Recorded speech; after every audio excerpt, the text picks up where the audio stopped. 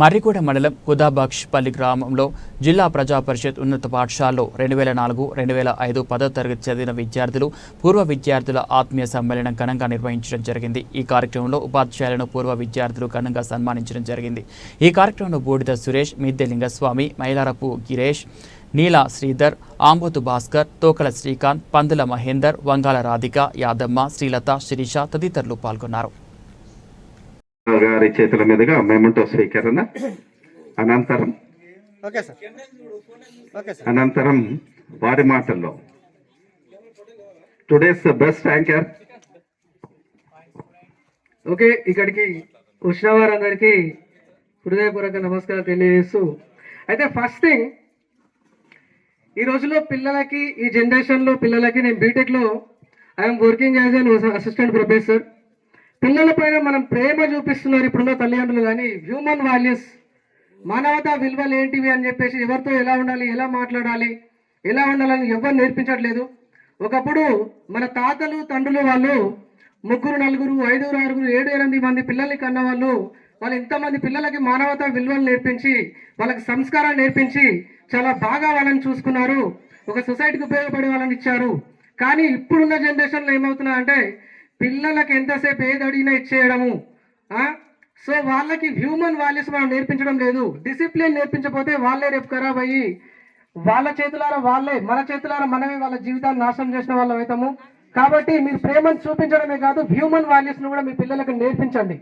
ఇంకొక విషయం ఏంటంటే, ఇప్పటిదాకా సైదుల్ సార్ చెప్పారు హెల్త్ గురించి. నిజానికి చెప్పాలంటే నీ చేతిలో ఎన్ని డబ్బులున్నా ఏమున్నా హెల్త్ అనేది చాలా ఇంపార్టెంట్. నిజానికి నేను కూడా రోజు మార్నింగ్ అండ్ ఈవినింగ్ కూడా గ్రౌండ్కి వెళ్తాను. ఒక 3 to 4 కిలోమీటర్స్ రన్ చేయడం జరుగుతుంది. సో మీరంతా కూడా హెల్త్ పరంగా మీ హెల్త్ను కాపాడుకోవాలి. ఎందుకంటే మనం ఏం సాధించినా ఏం చేసినా కూడా హెల్త్ అనేది సరిగా లేకపోతే అంత శూన్యమే ఉంటుంది. కాబట్టి మీరు తీసుకునే ఫుడ్ విషయంలో కానీ, రోజు మీకు టైం దొరికినప్పుడు మీరు వాకింగ్ వెళ్ళడము, కొంచెం మీరు మొబైల్స్ చూడడం బంద్ చేస్తే మీ పిల్లలు కూడా మొబైల్స్ చూడడం బంద్ చేస్తారు. పిల్లలకు మొబైల్స్ అలవాటు చేయడం అనేది కంప్లీట్గా వదిలేసేయండి.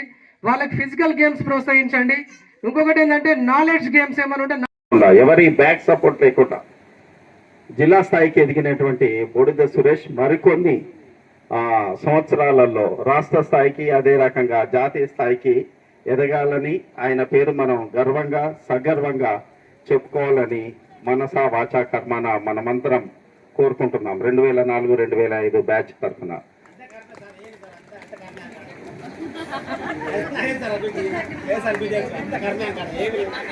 బాబు బొమ్మరుగోని హనుమంతు, కర్మ వేరు, కారల్ మార్క్స్ సిద్ధాంతం వేరు.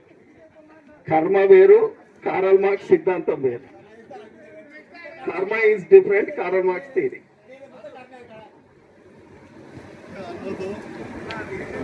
ఈరోజు పూర్వ విద్యార్థుల సమ్మేళనానికి విచ్చేసినటువంటి నా తోటి విద్యార్థులకు, అదేవిధంగా మా పూర్వం ఉన్నటువంటి హెడ్ మాస్టర్ గారు విష్ణువర్ధన్ రెడ్డి గారికి, అదేవిధంగా నరసింహ సార్ గారికి, సులేమాన్ సార్ గారికి, సాయిరామ్ సార్ గారికి, అదేవిధంగా సైదుల్ సార్ గారికి నేను మనస్సు వంచి శిరస్సు వంచి నా వందనాలు తెలియజేస్తున్నాను.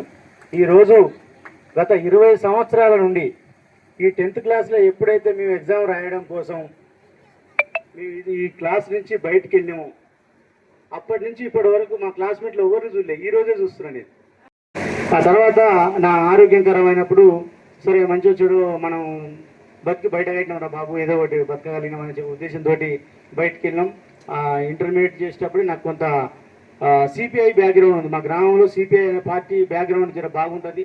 ఆ బ్యాక్గ్రౌండ్లో మా నాన్న కూడా సిపిఐలో పనిచేయడం, మా బాబాయ్ అనేటోళ్ళు ఆర్ఎస్యు, సార్ మీరు ఏమనుకోవద్దు, మావోయిస్ట్ పార్టీకి సంబంధించిన ఆర్ఎస్యులో పనిచేసేవాళ్ళు మా బాబాయ్. మా అన్న కూడా రాడికల్ స్టూడెంట్ ఫెడరేషన్లో పనిచేసేవాళ్ళు. ఈ గ్రామంలో ఎక్కడ చూసినా భూములన్నీ ధనిక వర్గం చేతుల్లో ఉండేటివి. ఎట్లా బతకాలనే ఈ రైతు కూలీ సంఘాలు పెట్టి వీటన్నిటి మీద కొంత మా ఫ్యామిలీకి సంబంధించిన వాళ్ళే ఆ పని చేయడం వల్ల, వాళ్ళంతా కూడా ఈ పేద వర్గాల కోసం పనిచేయడం వల్ల నాకు కొంత కమ్యూనిస్ట్ స్వభావం వచ్చి నేను కూడా సిపిఐ పార్టీకి వైపు మొగ్గు చూపడం జరిగింది. అయితే ఆ సందర్భంలో నేను కూడా 2009లో యూత్ ప్రెసిడెంట్గా మరిగూడ మండలానికి యూత్ ప్రెసిడెంట్గా 2009లో ఎన్నికైనా. ఆ తర్వాత 2019లో 9 నుంచి 19 అంటే 10 సంవత్సరాల తర్వాత నాకు డిస్ట్రిక్ట్ యూత్ ప్రెసిడెంట్గా మా పార్టీ అవకాశం ఇచ్చింది. 2010లో డిస్ట్రిక్ట్ యూత్ ప్రెసిడెంట్గా అవకాశం ఇస్తే ఆ 2010 నుంచి ఇప్పటి వరకు కూడా నేను 19 నుంచి ఇప్పటి వరకు కూడా నేను డిస్ట్రిక్ట్ యూత్ ప్రెసిడెంట్గా నేను మా కమ్యూనిస్ట్ పార్టీలో పనిచేస్తా ఉన్నా.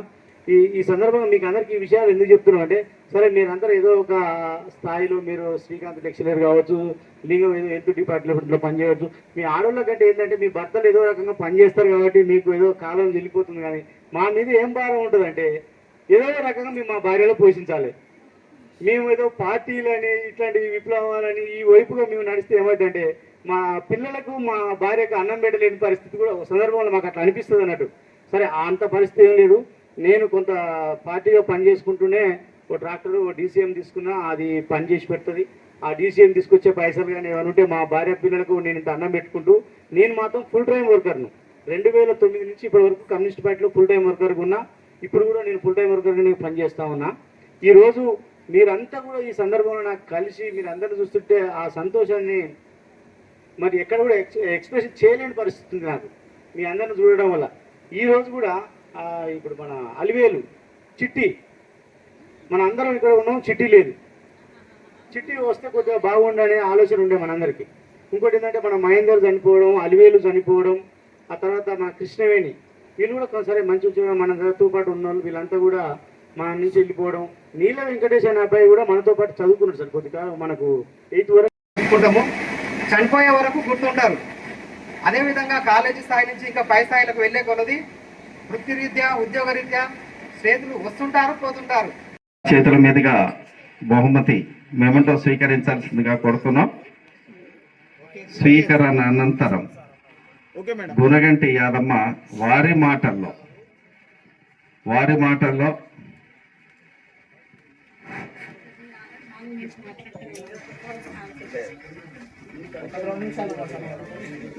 ఈనాటి మన కార్యక్రమానికి వచ్చిన మన గురువులందరికీ మరియు నాతోటి మిత్రులందరికీ నా యొక్క హృదయపూర్వక నమస్కారములు. ఫస్ట్ నా గురించి నేను సెల్ఫ్ ఇంట్రడక్షన్ చేసుకుంటాను. నేను అతి సాధారణమైన కుటుంబంలో జన్మించి మా నాన్న యొక్క కోరిక నెరవేర్చాలనే లక్ష్యం నాకు చిన్ననాటి నుండే ఉండేది. కానీ నాకు తెలిసిందంటే ఏంటి అంటే పక్క వాళ్ళతో మాట్లాడితే ఇతరులు ఏమనుకుంటారో అన్న ఫీలింగ్ నన్ను చాలా బలహీనపరిచింది. నాకంటూ ఈ విషయం అర్థమయ్యే స్థాయికి వచ్చే వరకు నేను ఏదైనా సరే సాధించుకోవాలి, ఒక మహిళలకు ఇలాంటి అవకాశం ఉంది అని తెలుసుకున్న తర్వాత నేను చదువుని ఎలా అయినా చదవాలని చాలా పట్టుదలతో చదివి ఫస్ట్ నాకు ఇంటర్ అయిపోగానే మా నాన్నగారు పెళ్లి చేశారు. అతి చిన్న వయసులోనే డిగ్రీ ఫస్ట్ ఇయర్కి వచ్చే లోపు నాకు పాప. డిగ్రీ ఫస్ట్ ఇయర్ డిస్కంటిన్యూతో నా ఫ్రెండ్స్ సహాయంతో కొంతమంది వాళ్ళు చదువుతున్న నోట్స్, అందులో ఒకరు నా ఫ్రెండ్ శిరీష, తనకు గుర్తుందో లేదో తెలియదు కానీ నేను ఫస్ట్ ఇయర్ చదివేటప్పుడు మాత్రం నాకు చాలా హెల్ప్ చేసింది. ఆ విధంగా నా స్టడీస్ని కంటిన్యూ చేసుకుంటూ మ్యారేజ్ అయినాక ఇంటి ప్రాబ్లమ్స్ని భరిస్తూ పట్టుదలతో ఎలా అయినా చదవాలి అని చెప్పేసి డిగ్రీని అలా కంప్లీట్ చేసిన తర్వాత మళ్ళీ ఒక 1 ఇయర్ గ్యాప్ తీసుకోవడం జరిగింది.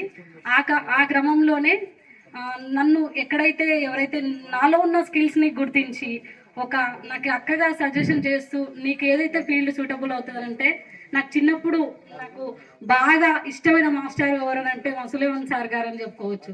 సార్ చెప్పేవారు, నువ్వు ఫ్యూచర్లో ఏమవుతావంటే సార్ నేను టీచర్ని కావాలనుకుంటున్నాను సార్ అని చెప్పేదాన్ని.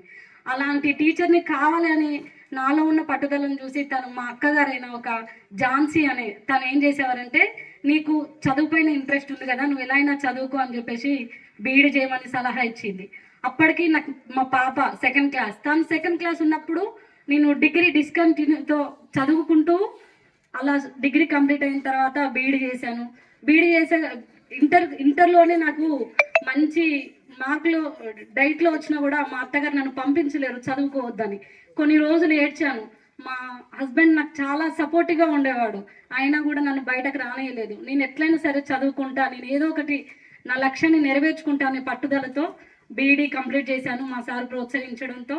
ఆ విధంగా చదువుకుంటూ వచ్చాను. తీరా డిఎస్సి రాయాలని ట్రై చేశాను. టెట్ క్వాలిఫై అయ్యాను, మంచి పొజిషన్లో ఉన్నాను. ఒక 8 సంవత్సరం, ఇప్పుడు 9వ సంవత్సరం టీచింగ్ ప్రొఫెషన్లో ఎక్స్పీరియన్స్గా వర్క్ చేసుకుంటూ ఉంటున్నాను. టీచర్తో పాటు నేను కొన్ని స్కూల్ బాధ్యతలు కూడా నిర్వహిస్తూ కొన్నింటికి ఇన్ఛార్జ్గా, అంటే సబ్జెక్ట్తో పాటుగా అదర్ యాక్టివిటీస్లో కొన్ని మార్కెటింగ్ స్కిల్స్ పైన కూడా నాకు చాలా అవగాహన ఉంది. అంటే పూర్వం మనం